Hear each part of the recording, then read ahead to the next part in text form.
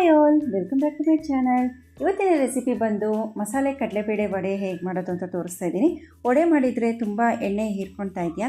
ಹಾಗಾದರೆ ಇಂದಿನ ವಿಡಿಯೋದಲ್ಲಿ ಎಣ್ಣೆ ಸ್ವಲ್ಪವೂ ಹೀರ್ಕೊಳ್ತಾ ಹಾಗೆ ಗರ್ಗರಿಯಾಗಿ ಒಳಗೆ ಸಾಫ್ಟಾಗಿ ಹೇಗೆ ವಡೆ ಮಾಡೋದು ಅಂತ ಹೇಳ್ಕೊಡ್ತೀನಿ.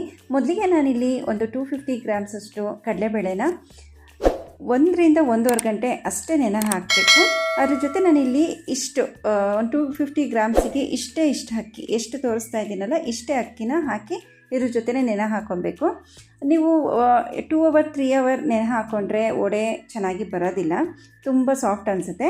ಇವಾಗ ನಾನಿಲ್ಲಿ ವಡೆಗೆ ಮಸಾಲೆ ಹಾಕ್ಕೊಳ್ತಾ ಇದ್ದೀನಿ. ಇಲ್ಲಿ ಒಂದು 4 ರಿಂದ 5 ಹಸಿರುಮೆಣಸಿಕಾಯಿ, ಹಾಗೆಯೇ 1-2 ಇಂಚು ಬೆಳ್ಳುಳ್ಳಿ, ಹಾಗೆ ನಾನಿಲ್ಲಿ 1.5 ಗೆಡ್ಡೆ ಬೆಳ್ಳುಳ್ಳಿ, 1-2 ಇಂಚು ಶುಂಠಿನ ಹಾಕ್ಕೊಳ್ತಾ ಇದ್ದೀನಿ.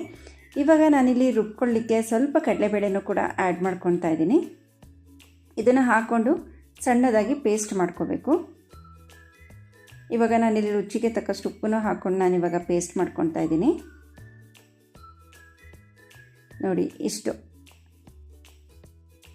ಇಷ್ಟು ರುಬ್ಕೊಂಡ್ರೆ ಸಾಕು. ಇದಕ್ಕೆ ನಾವು ಯಾವುದೇ ರೀತಿ ನೀರನ್ನು ಆ್ಯಡ್ ಮಾಡಬಾರ್ದು, ಆ ಥರ ರುಬ್ಕೋಬೇಕು.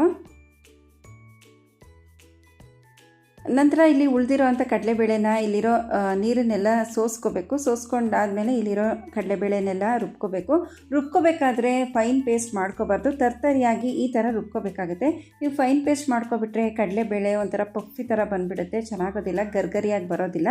ಹಾಗಾಗಿ ತರ್ತರಿಯಾಗಿ ಸ್ವಲ್ಪ ಬೇಳೆ ಇರೋ ಥರನೇ ನಾವು ರುಬ್ಕೋಬೇಕಾಗುತ್ತೆ. ನಾವಿಲ್ಲಿ ಸ್ವಲ್ಪನೇ ಅಕ್ಕಿ ಆ್ಯಡ್ ಮಾಡಿರೋದ್ರಿಂದ ಬೈಂಡಿಂಗ್ ಕೂಡ ಚೆನ್ನಾಗಿದೆ. ನೋಡಿ, ಇಲ್ಲಿ ಈ ಥರ ಒಂಥರ ಗಟ್ಟಿ ಅನಿಸುತ್ತೆ, ತಟ್ಟಲಿಕ್ಕೂ ಕೂಡ ತುಂಬಾ ಚೆನ್ನಾಗಿರುತ್ತೆ. ಇವಾಗ ನಾನಿಲ್ಲಿ ಕಡಲೆಬೇಳೆ ಇದಕ್ಕೆ 2 ಈರುಳ್ಳಿನ ಸಣ್ಣದಾಗಿ ಹೆಚ್ಚಿಟ್ಕೊಂಡಿದ್ದೆ, ಅದನ್ನು ಹಾಕ್ಕೊಳ್ತಾ ಇದ್ದೀನಿ. ಹಾಗೆಯೇ 1 ಮುಷ್ಟಿ ಕೊತ್ತಂಬರಿ ಸೊಪ್ಪನ್ನು ಹಾಕ್ಕೊಳ್ತಾ ಇದ್ದೀನಿ. ಹಾಗೆ 1 ಮುಷ್ಟಿ ನಾನಿಲ್ಲಿ ಸಬ್ಬಸಿಗೆ ಸೊಪ್ಪನ್ನು ಕೂಡ ಹಾಕ್ಕೊಳ್ತಾ ಇದ್ದೀನಿ. ಇಲ್ಲಿ ನಾನು 1 ಟೀ ಸ್ಪೂನ್ ನಾನಿಲ್ಲಿ ಅರಿಶಿನ ಪುಡಿಯನ್ನು ಕೂಡ ಆ್ಯಡ್ ಮಾಡ್ಕೊತಾ ಇದ್ದೀನಿ. ರುಚಿಗೆ ತಕ್ಕಷ್ಟು ಉಪ್ಪನ್ನು ಕೂಡ ಹಾಕ್ಕೊಬೇಕು. ಇಷ್ಟನ್ನು ಹಾಕ್ಕೊಂಬಿಟ್ಟು ಚೆನ್ನಾಗಿ ನಾನಿಲ್ಲಿ ಕೈಯಲ್ಲೇ ಮಿಕ್ಸ್ ಮಾಡ್ತಾ ಇದ್ದೀನಿ. ಚೆನ್ನಾಗಿ ಒಂದಕ್ಕೊಂದು ಹೊಂದ್ಕೊಳ್ಳೋವರೆಗೂ ಕೂಡ ನಾವು ಇದನ್ನು ಮಿಕ್ಸ್ ಮಾಡಬೇಕಾಗತ್ತೆ. ಇಲ್ಲಿ ನಾವು ಕಡಲೆಬೇಳೆನ ರುಬ್ಕೋಬೇಕಾದ್ರೆ ಯಾವುದೇ ರೀತಿ ನಾವು ಇಲ್ಲಿ ನೀರನ್ನು ಆ್ಯಡ್ ಮಾಡ್ಕೊಂಡಿಲ್ಲ. ನೀರನ್ನು ಆ್ಯಡ್ ಮಾಡಿಕೊಂಡ್ರೆ ವಡೆ ಚೆನ್ನಾಗಿ ಬರೋದಿಲ್ಲ. ನಂತರ ಕಡಲೆಬೇಳೆನ ತುಂಬ ಹೊತ್ತು ನೆನೆ ಹಾಕಬಾರ್ದು, ಇದೇ ಮೇಯ್ನ್ ಟಿಪ್ಪು ಇದರಲ್ಲಿ. ಕಡಲೆಬೇಳೆ ಮಿನಿಮಮ್ ಅಂದರೆ 1 ರಿಂದ 1.5 ಗಂಟೆ ಅಷ್ಟೇ ನೆನೆ ಹಾಕಬೇಕು. ಅದ್ರ ಮೇಲೆ ನೆನೆ ಹಾಕ್ಕೊಂಡ್ರೆ ಕಡಲೆಬೇಳೆ ವಡೆ ಚೆನ್ನಾಗಿ ಬರೋದಿಲ್ಲ. ಹಿಂಗೆ ಮುಟ್ಟಿದರೆ ನೀರು ಬಿಟ್ಕೊಂಡ್ಬಿಡುತ್ತೆ. ನಾವು ಈರುಳ್ಳಿ ಇದರಲ್ಲೆಲ್ಲ ವಾಟರ್ ಕಂಟೆಂಟೇ ಇರೋದ್ರಿಂದ ಎಲ್ಲ ಕೂಡ ನೀರು ಬಿಟ್ಕೊಂಡ್ಬಿಡುತ್ತೆ. ಹಾಗಾಗಿ ಕಡಲೆಬೇಳೆನ 1 ರಿಂದ 1.5 ಗಂಟೆ ಅಷ್ಟೇ ನೆನೆ ಹಾಕಿ ಅದಕ್ಕೆ ಸ್ವಲ್ಪ ಅಕ್ಕಿನ ಆ್ಯಡ್ ಮಾಡ್ಕೊಳ್ಳಿ. ಇವಾಗ ನಾನಿಲ್ಲಿ ಒಂದು ಬಟರ್ ಪೇಪರ್ ತೊಗೊಂಡಿದ್ದೀನಿ. ಇಲ್ಲ ಅಂದರೆ ನೀವು ಒಂದು ಒದ್ದೆ ಬಟ್ಟೆನೂ ಕೂಡ ಒಂದು ವೈಟ್ ಒದ್ದೆ ಬಟ್ಟೆನ ಮಾಡಿಕೊಂಡು ಕೂಡ ನೀವು ವಡೆ ತಟ್ಕೋಬೋದು, ಇಲ್ಲ ಕೈ ಮೇಲೂ ಕೂಡ ನೀವು ವಡೆ ತಟ್ಕೋಬೋದು. ನಾನಿಲ್ಲಿ ಶೇಪ್ ನೀಟಾಗಿ ಬರಲಿ ಅಂತ ಹೇಳಿಬಿಟ್ಟು ಒಂದು ಬಟರ್ ಪೇಪರ್ಗೆ ಸ್ವಲ್ಪ ನೀರನ್ನು ಸ್ಪ್ರೆಡ್ ಮಾಡ್ಕೊಂಡಿದ್ದೀನಿ. ನೀರಾರು ಸ್ಪ್ರೆಡ್ ಮಾಡ್ಕೊಳ್ಳಿ, ಇಲ್ಲ ಆಯಿಲಾರು ಸ್ಪ್ರೆಡ್ ಮಾಡ್ಕೊಳ್ಳಿ. ಈ ಥರ ನೀಟಾಗಿ ತಟ್ಕೊಂಡು ನಾನಿವಾಗ ಡೀಪ್ ಫ್ರೈ ಮಾಡ್ಕೊತಾ ಇದ್ದೀನಿ. ಈ ಥರ ವಡೆ ಮಾಡೋದ್ರಿಂದ ವಡೆಗೆ ಎಣ್ಣೆ ಜಾಸ್ತಿ ಹೀರ್ಕೊಳ್ಳೋದಿಲ್ಲ. ನಾವು ತುಂಬ ಹೊತ್ತು ನೆನೆ ಹಾಕಿದರೆ ಒಂದು 2 ರಿಂದ 3 ಗಂಟೆ 4 ಗಂಟೆ ಕಾಲ ಏನಾದ್ರು ವಡೆಗೆ ನೆನೆ ಹಾಕಿದರೆ ತುಂಬಾ ಆಯಿಲು ಹೀರ್ಕೊಳ್ಳುತ್ತೆ. ನಾನು ಹೇಳಿರೋ ಥರನೇ ಇಲ್ಲಿ ನೀವು ವಡೆ ಮಾಡಿಕೊಂಡ್ರೆ ಎಣ್ಣೆ ಅಷ್ಟು ಅಬ್ಸರ್ವ್ ಆಗೋದಿಲ್ಲ.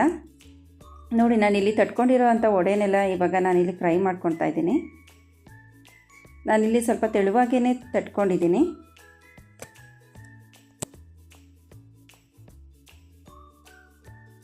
ಸ್ವಲ್ಪ ಇದನ್ನು ಮಧ್ಯಮ ಉರಿಯಲ್ಲೇ ನಾವು ಇದನ್ನು ಬೇಯಿಸಬೇಕಾಗತ್ತೆ. ಸಣ್ಣ ಉರಿಯಲ್ಲೇ ಬೇಯಿಸಬೇಕು. ನೀವು ಹೈ ಫ್ಲೇಮ್ ಇಟ್ಕೊಂಡು ಏನಾರು ಬೇಯಿಸಿದರೆ ಒಳಗಡೆ ಅಷ್ಟೇ ಬೆಂದಿರುತ್ತೆ ಹೊರತು ಒಳಗಡೆ ಬೆಂದಿರೋದಿಲ್ಲ. ಹಾಗಾಗಿ ಲೋ ಫ್ಲೇಮಲ್ಲೇ ಇದನ್ನು ಬೇಯಿಸ್ಕೋಬೇಕಾಗತ್ತೆ. ನೋಡಿ, ಇದು ಇವಾಗ ಆಗಿದೆ. ಇದು ಈ ಥರ ಮಾಡೋದ್ರಿಂದ ವಡೆ ತುಂಬಾ ಗರ್ಗರಿಯಾಗೂ ಇರುತ್ತೆ, ತುಂಬ ರುಚಿಯಾಗೂ ಇರುತ್ತೆ. ಯಾರೆಲ್ಲ ನನ್ನ ವಿಡಿಯೋ ನೋಡ್ತಾ ಇದ್ದೀರಾ ದಯವಿಟ್ಟು ಒಂದು ಲೈಕ್ ಮಾಡಿ, ಶೇರ್ ಮಾಡಿ, ಹಾಗೆ ಸಬ್ಸ್ಕ್ರೈಬ್ ಮಾಡಿ ಅಂತ ಕೇಳ್ತಾ ಈ ವಿಡಿಯೋನ ಇಲ್ಲಿಗೆ ಎಂಡ್ ಮಾಡ್ತಾ ಇದ್ದೀನಿ. ಮುಂದಿನ ವಿಡಿಯೋದಲ್ಲಿ ಸಿಗೋಣ. Thank you for watching.